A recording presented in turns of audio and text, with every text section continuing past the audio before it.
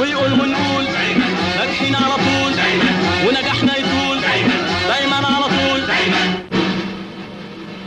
دايما على طول، دايما على طول. النهارده جايين نشكر الأسرة الجميلة دي طبعا، وعلى رأسها الإنسانة المحترمة مدام مروة، على إن هي بذلت مجهود مع شاهندة، مجهود خرافي أدى طبعا يعني العيلة مش غريبة على الدكاترة. يعني أنا ما استغربتش إن شاهندة عايز تبقى دكتورة، لأن عندنا شهودة برضو، دكتور شهد بقى القمر دي دكتورة برضو، فالعيلة في الجين بتاعها عايزين يبقوا دكاترة. فاحنا بنشكر مدام مروه الحقيقه، وبشكر دكتور شاهندة على التكريم الجميل ده. وانت حقيقي رفعتي راسنا وشرفتينا في اسكندريه، مش شرفتينا انا بس، انت شرفتي كل اسكندريه، لان احنا محبين للاوائل ومتعطشين للعلم، فهمتي؟ فانت رجعت لنا الثقه في ترتيب عام اسكندريه يا دكتور شاهندة. انا الحقيقه بشكرك بقلب جامد، بقلب محب.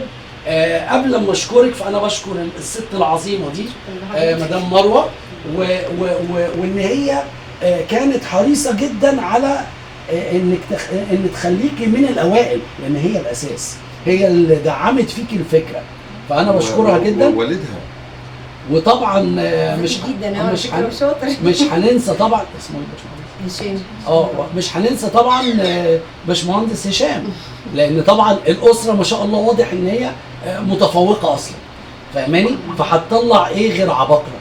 فبنشكر باشمهندس هشام جدا، وانا الحقيقه فخور جدا، وبتمنى ان شاء الله باذن الله تكملي يا دكتور على التفوق، تكملي على يعني التألق ده دايما. اوعديني قدام الكاميرا، اوعديني قدام مامي، تمام، قدام دكتور رشاد، عشان ان شاء الله يبقى منحتك ان شاء الله تسافري بره تشرفينا، تبقي حاجه كويسه، دول احلى دكتوره في الدنيا.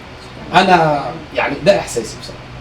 فان شاء الله باذن الله بشكر للمره الالف مدام مروه، بشكر باشمهندس طبعا الام مدرسه، اذا اعددتها اعددت شعبا طيب الاعراق، ودي ونعم الناس في استقبالها، في جدعنتها معانا، تمام، في مجهودها اللي بذلته، في صبرها علينا.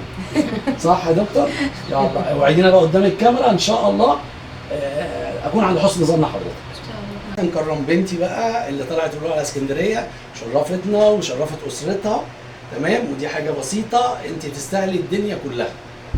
فان شاء الله باذن الله تبقي احلى دكتوره، وباذن الله ربنا يجبر بخاطرنا فيكي في الثانويه العامه او في البكالوريا ان شاء الله. في منحه مقدمه او كده ان شاء الله باذن الله هيبقى لو فضلتي على نفس المستوى ان شاء الله يبقى في سكولرشيب هديه ليكي وللاسره الكريمه ان تدرسي ان شاء الله في اي جامعه بره يعني ان شاء الله. تشوفي لو طيب اسالها هي ليه فكرت ان هي تخش كليه الطب، وهي على فكره من دلوقتي يا شاهندة سؤال محيرني، ليه مختاره كليه الطب رغم ان انت كنت متفوقه طول عمرك؟